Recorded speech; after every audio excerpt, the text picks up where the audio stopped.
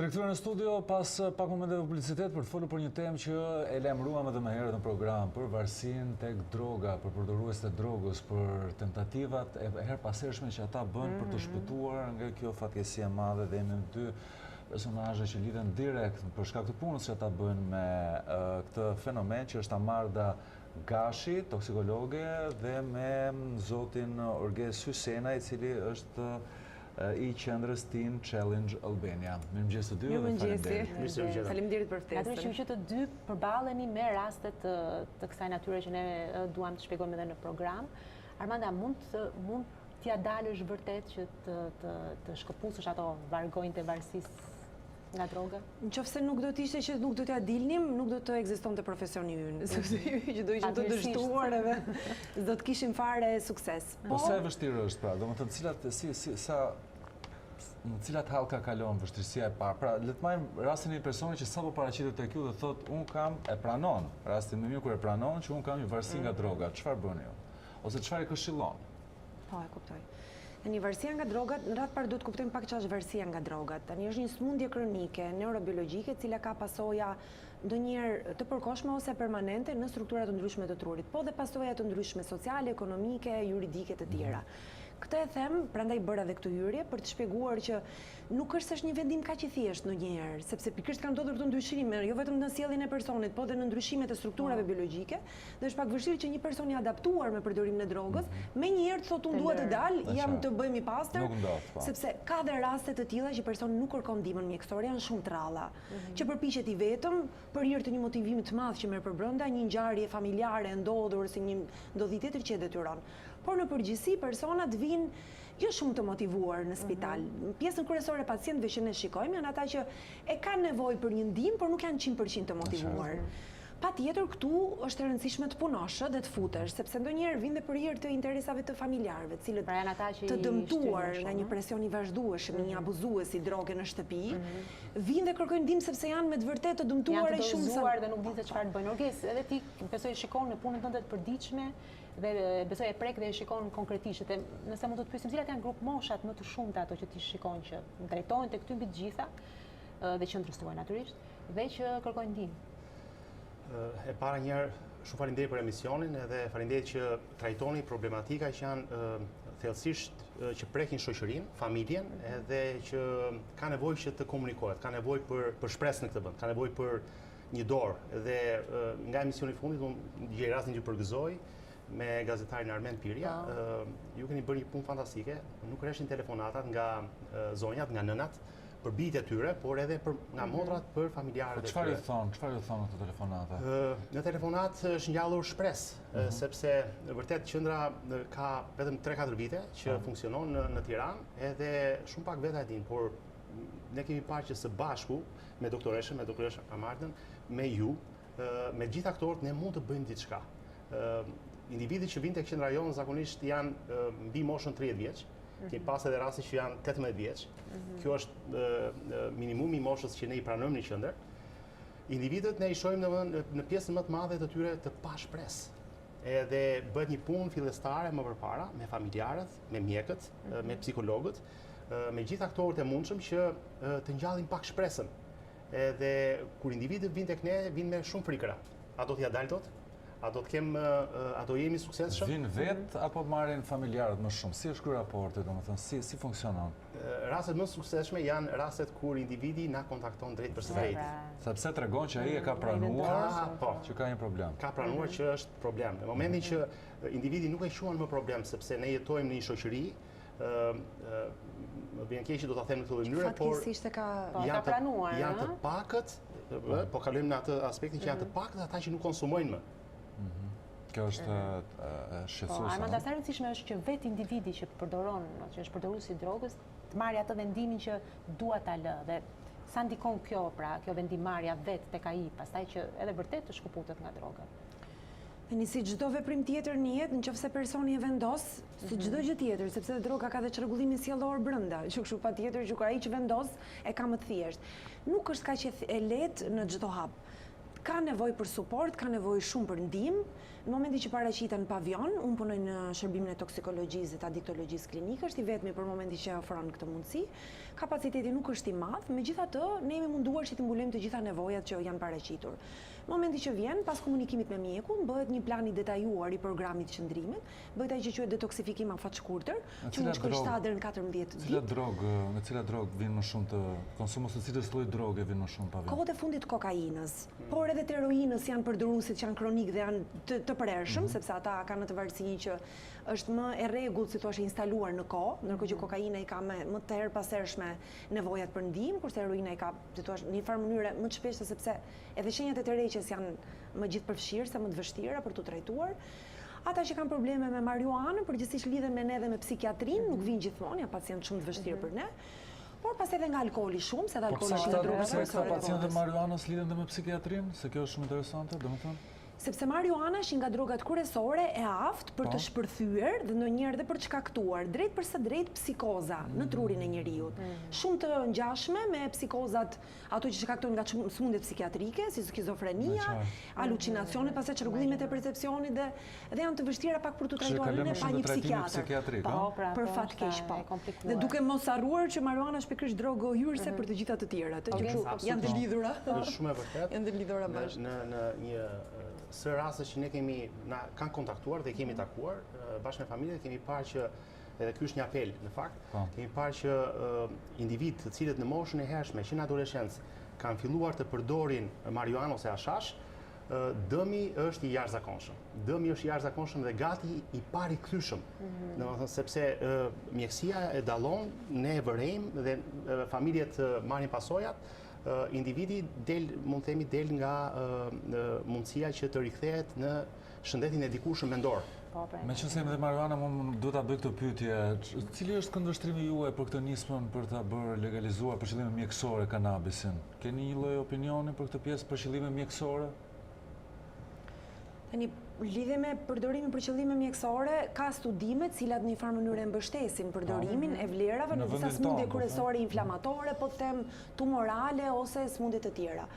Kuptohet që flitet për përdorimin mjekësor për substraktin kanabidiolin i cili përdoret i ekstraktuar nga pjesa tjetër. Domethënë nuk flasim që të përdoret në vazhdimsi, të përdoret si gjethe të tymoset, sepse kjo mbar dhe rrezikun e bashkëmërisë. Dhe patjetër është tjetër formë se përdoret në formë vaj dhe ajo përshkruar nga mjeku, në një trajtim përcaktuar. Kam vënë re shpeshherë njerëzit e përdorin internet, e gjejnë, komunikojnë me njëri tjetrin, disa protokolle të bëra nga ata vetë, që nuk janë as mjekësore. Kjo në gjithë të suaz mund të jap një lloj ndihme, domethënë mund të gjej hapësirë për shembull në këtë. Mund të jap ndihmë, por do kontroll shumë të madh. Do kontroll të madh tek ai që e shet, të farmacitë që janë ato dhe pa diskutim recetat, po dhe mjekët që të informuar më mënyrën se si aplikohet. Shpeshherë varësia ndodh edhe me atë që njerëzit edhe quajnë kështu si një sport vogël, një cigare apo një gjelet, një dozë vogël ose e kam në kontroll ose mund t'ia dal, po, dhe pastaj gjëra. Sa raste të tilla ke parë Orges? Isha në një takim me prindër edhe bashkë me fëmijët e tyre dhe në një nga momentet i kërkova leje një prindi dhe i mora paketën e cigareve. Dhe ju drejtova adoleshentëve dhe i thash, ju lutem mos provoni as vapin, jo më cigaren, sepse të dyja këto hapin rrugë pastaj për instalimin e një varësie, po. Për të gjitha këto tjerat me radha, shashin, heroinën edhe drogat më të rënda. Unë di nëse ka dona zyrtare, po unë personalisht shoh adoleshent në përgjimnazit që janë të gjithë me vape në dorë, domethënë. Edhe është kthyer ose në një trend, domethënë fillon përballesh me një sjellje e cila instalohet dhe ti nuk e kupton dot më rrezikshmërinë pastaj. Është sjellje një model që krijohet. Nuk e kupton dot rrezikshmërinë. Problemi i gjithë është arsye pse ne që jemi këtu bashkë me Orgesën, besoj duhet ta konfirmoj dhe ai, është problemi i ekspozimit të këtyre varësie, pra të kësaj bombe nukleare potenciale për shkatrim në një moshë e cila nuk e ka aftësinë ta kuptojë përgjegjësinë e veprimit që po ndërmerr. Pra nuk bëhet fjalë për moshën tonë, se për dikoj që është mbi të 30-tat, i cili patjetër dhe ajo nuk është e lejueshme. Por ka më shumë kontroll dhe ka krijuar një terren, mund të ketë një familje, një terren është më i përgjegjshëm. Një person që është 14 vjeç, nëse ose 12, se sot flitet edhe për mosha më të vogla. Po filloi ta krijojë këtë mënyrë jetese. Kur ti i kujton jetën tënde dhe i thua, e kujton të kthehemi në të mirë, ai një vetëm atë model. Është e vështirë për të bëj një krahasim me modelin e mirë. Për të modeli i mirë është vetëm ai i shtrëmbuar që overdozave, Amarda, se ti je mbase pak në kontakt në direkt, si janë, sa si paraqiten? Overdozat kryesore ato që hasim ne kryesisht nuk janë ato nga marijuana, kuptoj se marijuana ka ato problemet e tjera. Në overdozë është heroina e para. Të gjitha opioidet, edhe metadoni, substancat e tjera që shpesh i abuzojnë bashkë, që vinë me dëmtim të përqendrimit, pra në gjendje komi, një person nuk arrin do të jetë i zgjuar. Juve paraqiten në gjendje më të rënduar, pa mundur, ëh? Dhe kryesore që rrezikojnë nga frenimi i papritur i frymarrjes. Pra personi nuk ka më frymshkëmbime, nuk arrin do të marrë dhe nxjerr ajër dhe kjo është arsye kryesore për cilën mund të vdesin. Po dikush që e lufton këtë betejë, pra themi që pastrohet, sa shanse ka që të rikthehet sërish? Pra kur ndahesh nga droga, ndahesh përfundimisht apo edhe këtu duhet vazhdoj puna? Po sepse i funduar gjatë gjithë kohës, edhe shikojmë të shumë raste të njerëzve që rikthehen sërish në të njëjtën histori. Ashtu siç varësia ka disa hallka dhe të çon drejt një rrethi vicioz për së cilit është shumë e vështirë që individi të dalë vetëm, ashtu dhe rruga mbrapsht për të bërë i lirë kalon përmes disa hallkave të cilët nuk mund t'i përjashtojmë. Individin ne e shohim si teen challenge, ne e shohim si jo vetëm në anën psikosociale, shëndetësore, por edhe në anën shpirtërore. Shohim që individi është i kapur shpirtërisht. Është kapur ajo që ne në gjuhën e përditshme e quajmë vullneti. Por është ajo që Bibla e përshkruan si natyrën tonë mëkatare. Pra nëse ne nuk adresojmë, ne merremi me frutat. Shpeshherë ne drogën, alkoolin, duhanin, çdo gjë e shikojmë si fruta, por ne duhet merremi me rrënjët. Dhe rrënja pse ne gabojmë dhe bëjmë edhe shkojmë në drejtyrë është sepse ne jemi, le ta themi kështu, ne jemi rebeluar edhe rebelohemi përballë çdo detyrimi moral, kulturor apo qoftë edhe religjios. Një fëmijë që përdor drogë i rebeluar është në këshillave të prindit, të shoqërisë. Dhe të shoqërisë pikërisht edhe drejtimi ka shumë njerëzve treg drograt. Do të thënë, sikur shoqëria ka dështuar në një formë apo është një fenomen që shohim edhe në vendet e zhvilluara? Ne nuk e shmangim dot vetëm, ne nuk jetojmë në një ishull të veçuar. Të njëjtat problematika që ne i hasim këtu, edhe kemi filluar të na duken normale, i has në çdo vend rreth e përqarknesh apo edhe në botën perëndimore. Problemi ynë është që individët edhe fëmijët, që po flisim për fëmijët pak më parë, në moshën 13 apo 14 vjeçare, ku rëndom pjesa më e madhe atyre që ne trajtojmë në qendër e kanë filluar në këtë moshë, ata le të flasim, ata nuk kanë liri zgjedhje. Ata janë si të vendosur në një qoshe dhe janë në presionin kulturor tonin për të filluar të gjitha varësitë. Domethënë, ne jetojmë në botën që themi pse jo. Në fakt që duhet jemi në kurioziteti për provuar gjithçka, është e drejtë. Po ka histori suksesi në tërë këto se ne e shpjeguam dëmet që sillen të tjera. Armanda, mund t'ja dalësh nga kjo, se ta japim pak edhe këtë mesazh për ata që ndoshta na ndjekin tani, shumë familje ndoshta mund të gjenden në këto situata dhe duan të dalin prej saj. Tani, mundësitë më të mëdha, nëse flasim nga ana statistikore, për të rikthyer te droga, është viti i parë pasi ti e ke lënë. Aty është momenti më i vështirë, nëse viti i parë kalohet dhe fillon i dyti, i treti që ti je pa drogë, është pak më e vështirë të rikthehesh se e ke krijuar tashmë një model të shëndetshëm. Vitin e parë duhet të ketë kontrollet e përpashershme te mjeku, te psikologu, pikërisht në grupet e riabilitimit dhe qendrat. Domethënë është mirë që në atë vit të parë, skema kryesore e trajtimit duhet të jetë pas detoksifikimit tonë faqkurtër, duhet kaloj pikërisht në qendrën e riabilitimit, të qëndroj disa muaj atje, sepse ato janë muajt më të vështirë që personi përballet me kujtimet, me abstinencën, e cila shpeshherë abstinenca më vështirë është ajo psikologjike. Ty të kujtohet pikërisht ajo sjellja kompulsive e quajmë ne, pra realizimi një veprimi i cili çliron me një rankthim. Pra ti e di, të ke nevojshme të mosësh një cigare që çlirohesh. Dhe kjo ndonjëherë në trurin tënd fillon riprodhohet momenti që mungon. Është si një varësia nga sheqeri dhe nga ëmbëlsirët, ë. Në momentin që të mungojnë dhe vazhdimisht ti e kërkon atë nevojë. Në momentin që truri, pasi se truri është gënjur për gjithë këto vite, ti arrin ta drejtosh me këtë kufizim, edhe duke u motivuar dhe duke besuar në atë që po bën. Sepse të gjithë ne heqim dorë nga diçka për të qenë në një jetë të suksesshme. Për të ecur në normalitetin tonë, le të thënë. Kjo është dhe ideja dhe ajo që duhet bëjnë këta persona. Po e vazhdoi trajtimi. Meqense ju kemi të dy, duhet pak më shumë mbështetje nga ana strukturave, tani qoftë nga shteti, qoftë edhe nga ana juaj, se jemi pak besoj përballë kësaj lufte kaq të madhe. Është e vërtet, ne të gjithë ne nuk mund të luftojmë të vetëm. Nuk ka trim dhe të vetëm në luftë. Kështu që ne kemi nevojë që të jemi të gjithë bashkë. Plaga shumë e madhe. Edhe sikur të 100 fishoheshin qendrat rehabilitimit Teen Challenge në Shqipëri, prapë ne do të ishim të paaft për të adresuar dhe për të ndihmuar të gjithë personat që kanë nevojë të ndihmohen. E tillë është për masa në Shqipëri.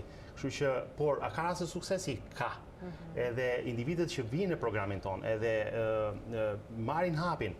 Ne çfarë bëjmë është kjo që ne çfarë po bëjmë sot, po flasim të vërtetën. Ne besojmë që e vërteta na bën të lirë. Edhe dashuria jo thjesht mbulon, po shëron. Dashuria e Perëndis shëron. Edhe më pas ne nuk besojmë në një raport që erdhe mori trajtimin apo qëndrove për 12 apo për 18 muaj dhe më pas jo, ne besojmë në një miqësi dhe ne quajmë person të ndryshuar, të transformuar kur edhe mbas 3-4 vitesh.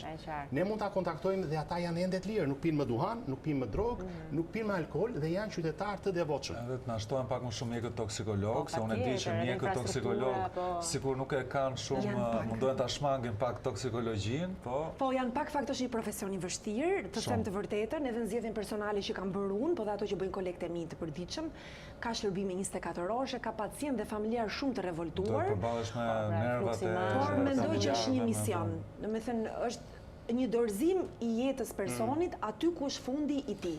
Domethënë ai është nëse edhe ti nuk e pa dorë për ta ndihmuar, ti bësh një libër dhe nëse është e panajiri vitin tjetër. Nëse një person është në një moment fundi që është me vërtet duke rënë në një humner, ti mund të jesh dora e vetme që e bën të ngrihet nga kjo. Dhe që duhen shtuar ato duar, mos jetë e vetmja, le të themi, sepse këtu jemi për këtë arsye. Kjo është arsye pse Jezusi në Bibël thotë ejani tek unë ju të gjithë lodhur dhe të rënduar dhe unë do t'ju jap shklodhje. Edhe ne besojmë që ata që marrin një hap besimi do të korrin pasojat e besimit dhe jeta e tyre do të ndryshojë plotësisht. Sepse është dhe besimin tek i cili ju është një tjetër argument që dhe një faktor që ju si thua mbështeteni për të shëruar këta njerëz. Ne vërtet ju falenderojmë. Unë besoj që do të ngelemi te kjo temë, sepse është temë që na prek. Kështu që jeni të mirëpritur në studio dhe keni dhënë pak kontributin tonë. Faleminderit. Faleminderit.